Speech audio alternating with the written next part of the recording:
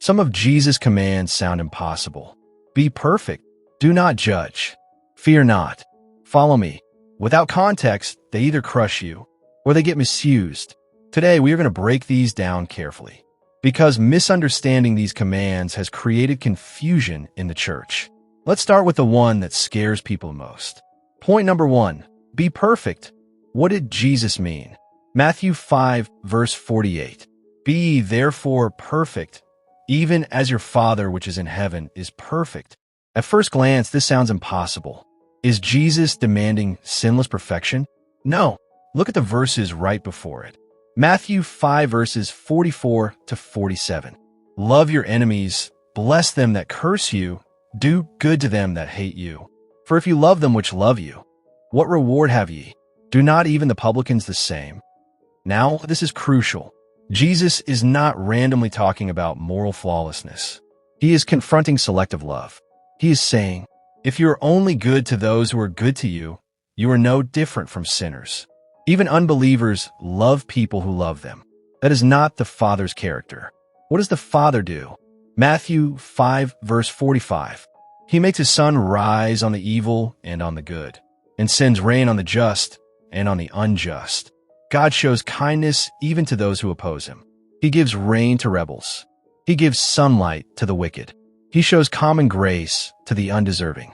So when Jesus says, be perfect, he is concluding that argument.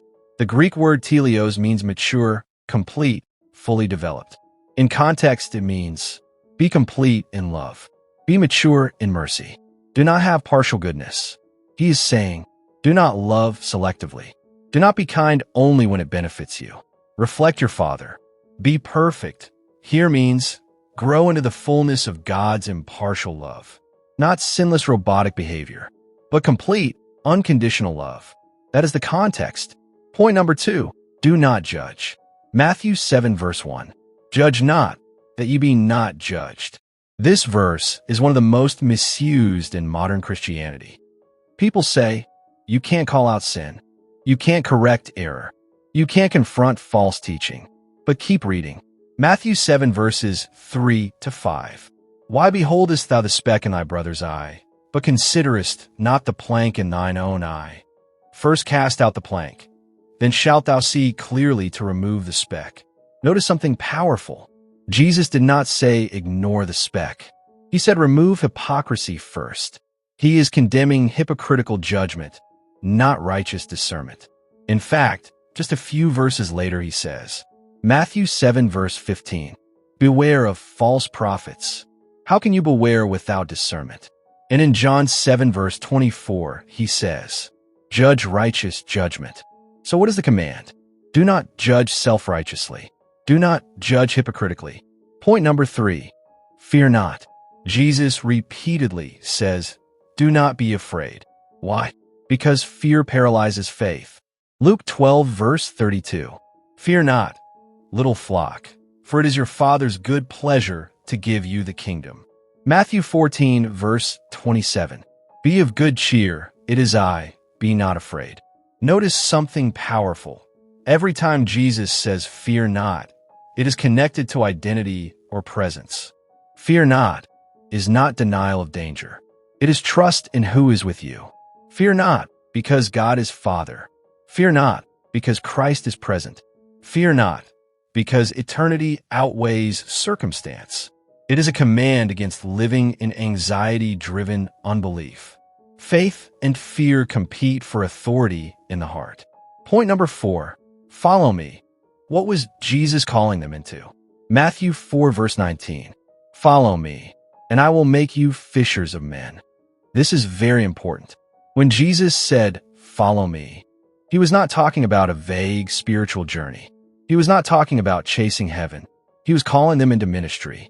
Look carefully at the verse. Follow me, and I will make you fishers of men.